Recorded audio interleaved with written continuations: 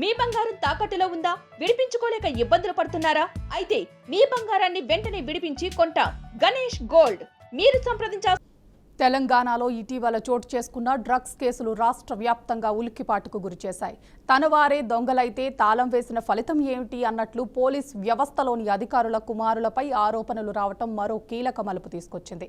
Drugs ముఠాలతో ఉన్న సంబంధాలపై సాక్ష్యాలతో సహా అగ్రశ్రేణి కుటుంబాల అనుసంధానం బయటపడుతుంది. ఈ నేపథ్యంలో ఇప్పటి వరకు TSNABగా ప్రసిద్ధి పొందిన యాంటీ నార్కోటిక్స్ శాఖ ఇప్పుడు Eagle elite action group of for drug law ఎన్ఫోర్స్మెంట్గా మారి ఎలుకలు ఇంట్లోనే ఉంటే అన్నం ఏమీ మిగలదు అన్న నానుడిని గుర్తు చేస్తూ పోలీస్ వ్యవస్థ అంతర్గత కలుషితపై దృష్టి సారిస్తోంది.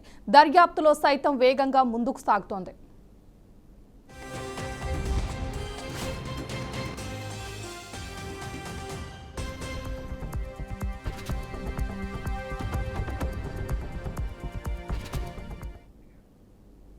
తెలంగాణ ఇంటెలిజెన్స్ శాఖలో ఉన్న రిటైర్డ్ అధికారి కుమారుడు రాహుల్ తేజ 2023లో నిజామాబాద్ డ్రగ్ కేసులో ఆరోపణలు ఎదుర్కొన్నాడు.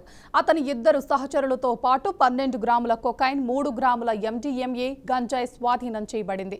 అయితే రాహుల్ అరెస్ట్ తప్పించుకుని సుమారు 18 ఏళ్ల పాటు కళ్లకు కనిపించకుండా మాయమయ్యాడు. అయితే ఇటీవల ఈగల్ టీం కోంపల్లిలో రాహుల్ తేజను అరెస్ట్ చేసింది.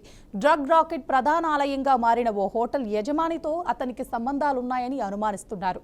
గతంలో తప్పించుకున్న నిజామాబాద్ కేసులో ప్రస్తుతం మరింత లోతుగా విచారణ జరుగుతుంది.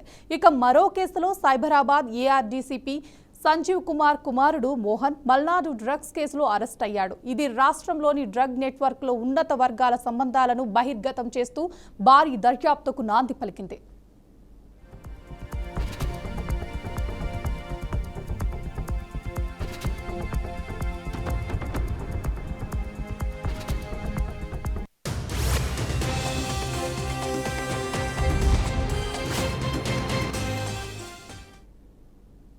ఈ 2 కేసులపై దృష్టి సారించిన ఈగల్ టీం ఆధునిక సాంకేతికం ద్వారా డేటా విశ్లేషణ చేసి కీలక ఆధారాలు సేకరిస్తుంది. డిజిటల్ ఆధారాలు, కాల్ రికార్డులు, లొకేషన్ ట్రాకింగ్ ఆధారంగా నెట్వర్క్ను ఛేదించడానికి ప్రత్యేక చర్యలు తీసుకుంటుంది. 2023లో TSNAB 2 నెలల్లో 196 డ్రగ్స్ కేసులు నమోదు చేసి 399 మందిని అరెస్ట్ చేసింది. పెద్ద మొత్తంలో డ్రగ్స్ స్వాధీనం కాగా సరఫరా, రవాణా, సాగు, పంపిణీ వ్యవస్థలపై దాడులు కొనసాగుతూనే ఉన్నాయి. విదేశీ డ్రగ్స్ ఫ్లెడరల్పై కూడా ఈగల్ టీం దృష్టి సారించింది. బెయిల్పై బయటకు వచ్చిన వారిని మళ్లీ నేరాలకు పాల్పడకుండా అడ్డుకునేందుకు సంగారెడ్డి జిల్లా అండోల్లో డిటెక్షన్ ఫెసిలిటీ నిర్మాణం మొదలైంది. ఇలాంటి కేసులు తెలంగాణలో డ్రగ్స్ సమస్య ఎంత లోతుగా ఉందో హైలైట్ చేస్తున్నాయి. చట్టపరంగా కఠిన చర్యలు తీసుకోవటమే కాకుండా సమాజంలో సంస్కరణలు తేవటం ద్వారా మాత్రమే దీన్ని పూర్తిగా నియంత్రించవచ్చు. పోలీసు వ్యవస్థపై ప్రజలు నమ్మకం కలిగి ఉండాలంటే ఇలాంటి వ్యవహారాల్లో పూర్తి పారదర్శకత అవసరం.